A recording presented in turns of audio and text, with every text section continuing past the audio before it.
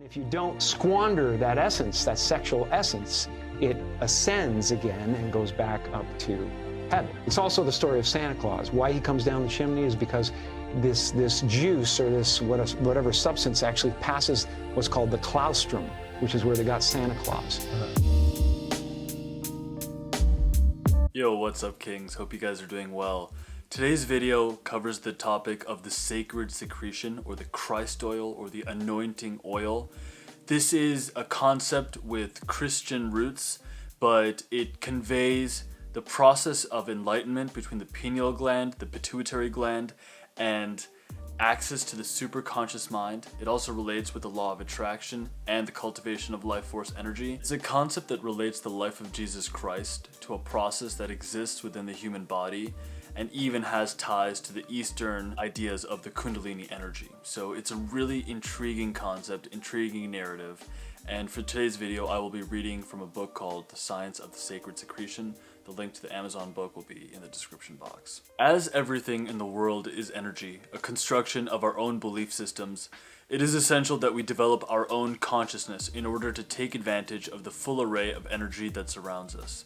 This is done by developing our higher faculties through a stimulated mind and righteous living. There are countless ways of empowering this, such as following the practice of the law of attraction, consuming a natural diet, or regular meditation. A developmental approach that is increasing in popularity is the preservation of the sacred secretion.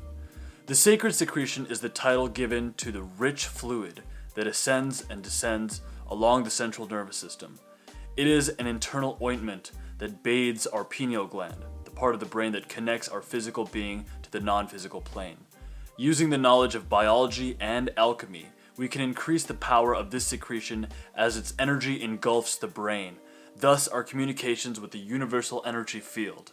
By providing the oil with an environment it can preserve in, it thrives. The sacred secretion is a means of internal alchemy. It is the process taken by the biological body in response to astronomical interferences to release natural chemicals that are charged and changed in order to provide the individual person with a heightened reaction, an ability to sense other planes of energetic fields that were otherwise outside our perception. The preservation of the sacred secretion is a spiritual practice that has been recorded throughout history.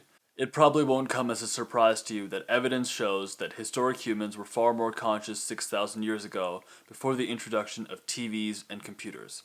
Back then, our main form of communication was through ESP, the interpretation of vibrations, clairvoyance, and telepathy, much like most other living things today.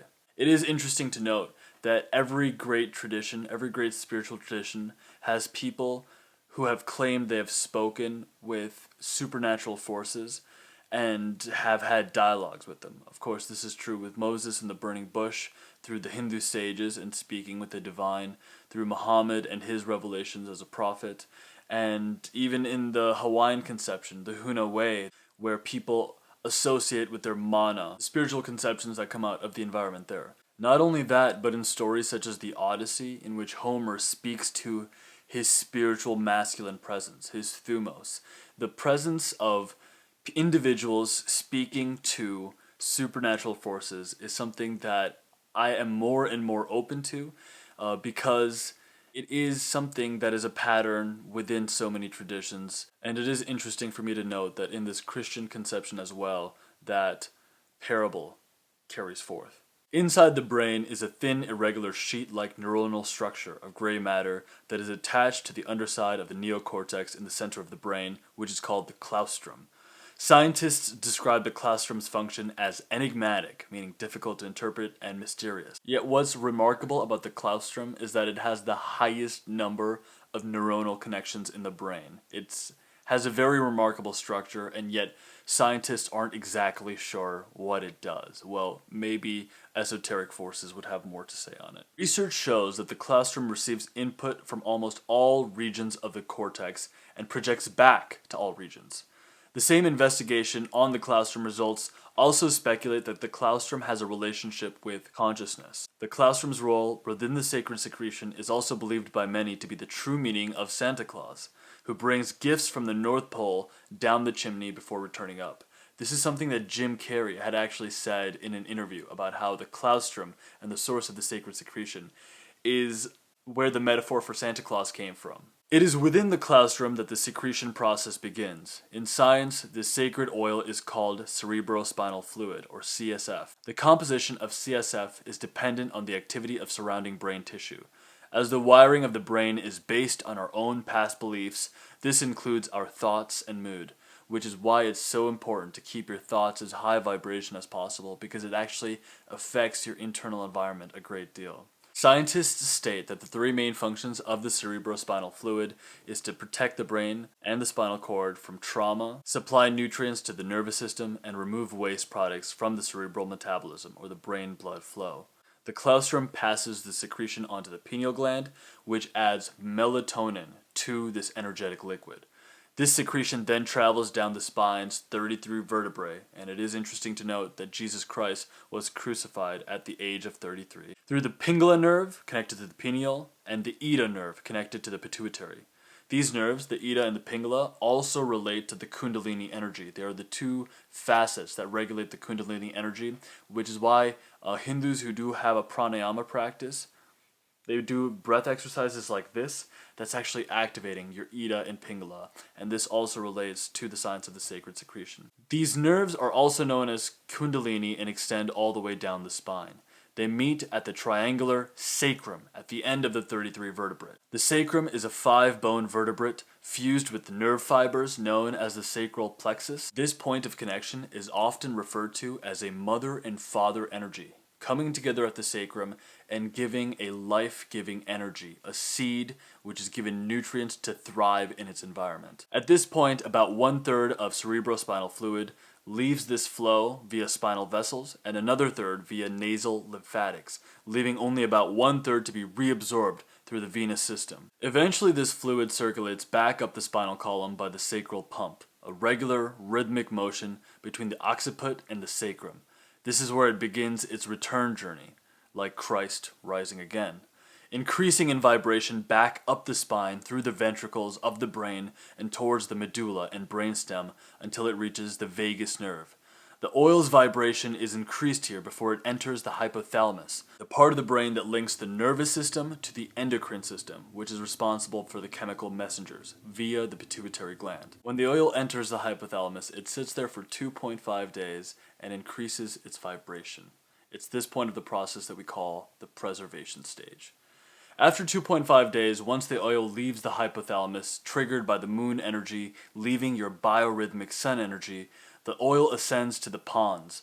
The pons are beside the medulla oblongata. The gray matter of the upper brain vibrates stronger and faster when enough of the oil returns and anoints the pituitary and pineal glands, amplifying the alchemical powers of the electromagnetism in the brain. I love how so many traditions that talk about a life force energy that is generated within the human body, an anointing energy, it's always referred to as an alchemical process. There is something stated within every culture about a gross form energy that is generated within the human body, converting into a spiritual or almost thought power energy. And this process of turning one form of energy into another is alchemical. It's really turning lead into gold. And so I love how this phrase is used in many different lineages and teachings. When this substance, preserved and saved by an alkaline body, returns to the glands, the switch is flipped and the DMT thermostat increases, at which point your senses are overtaken. As it is reabsorbed again into the veins, new blood is produced, and dormant brain cells are reactivated or awakened by the higher potency of the chemically charged CSF. Additionally, this flow of CSF opens the thalamic gate, allowing the energy to move through the thalamus and access the reticular activating system. It is this system that is responsible for our levels of wakefulness and experiencing greater levels of awareness. At this point, you realign the natural chemistry of the body, and all our millions of brain cells are activated. This arouses the neocortex, which vibrates into higher brainwave patterns.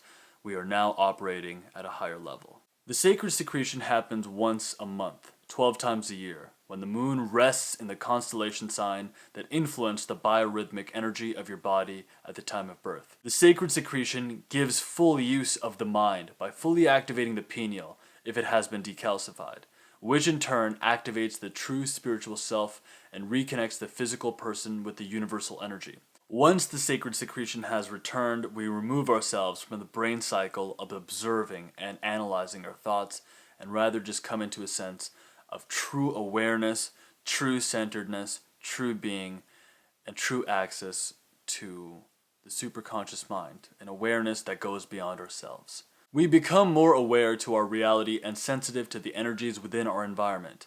Conscious guardian angels may be able to interact with us easier, at least that's what the book says, and we may even find ourselves becoming a little bit clairvoyant or psychic. Our vibrant energy will also influence electromagnetic frequencies with our physical world. Due to this, we are more susceptible to synchronicities, often coming to us in the form of seeing repeated number patterns over and over again. For instance, seeing 1111, 333, 555, or the most rare of all, 777. You will see synchronicities and understand them to be a sign that you are on the right path. Because of this increased intuition, trust the messages that you receive and your initial thoughts and instinct. In short, the sacred secretion is the name given to the scientific description of the physical release of DMT and the spiritual description of the story of Jesus.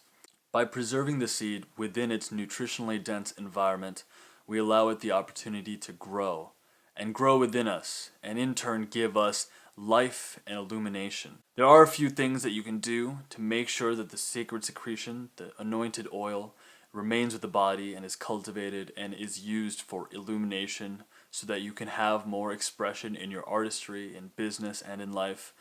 The author gives a few examples of this. The first, of course, is to make daily meditation a habit, something that you're very, very consistent with. Meditation is the singular most important discipline that you can cultivate within yourself. The second way to make sure that the sacred secretion is protected, cultivated within the human body, and allowed to help you access more clairvoyant hunches is to decalcify your pineal gland. There are numerous ways to do this. I will make a specific video on how to decalcify the pineal gland, but essentially it's about removing toxins from your life. Simple things such as putting a filter on your water so that fluoride doesn't come into your diet as much, switching to a fluoride-free toothpaste, eating more iodine through supplementation or by eating seaweed, getting out in the sun more, making sure that your diet is as alkaline as possible by eating fruits, vegetables, beans, and nuts, and especially by avoiding dairy and avoiding alcohol. And lastly, through the practice of brahmacharya, or cultivating life force energy within yourself. Making sure that you're not depleting yourself from life energy by excess sexual engagement or sexual indiscretion. That's it for today's video. I hope you enjoyed hearing about the sacred secretion as much as I did learning about it and reading about it. I do love how this take on the Christian narrative of Jesus Christ is given a relevance to the human body, is given a relevance to neuroscience, and ultimately that is what this channel is about. If you're new here, my name is Nikhil. This channel is about mixing Eastern spirituality with Western productivity so that creatives and entrepreneurs can better express their artistry. I also draw a lot of inspiration from cinema, novels, storytelling in general, so if that appeals to you, I would love it if you subscribed. If you liked the video, please leave it a thumbs up, and if you'd like to connect with me further, you can follow me on Instagram and you can send me DMs. I respond to all messages. I also want to let you know that I recently did a collaboration video with Fearless Dan on NoFap and how it affects your life on social media.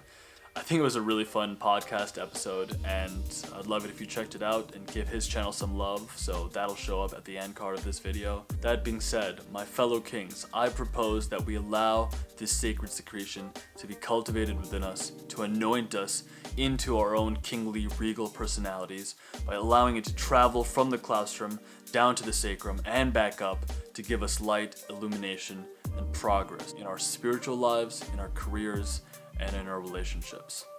Cheers, guys. I'll see you in the next one.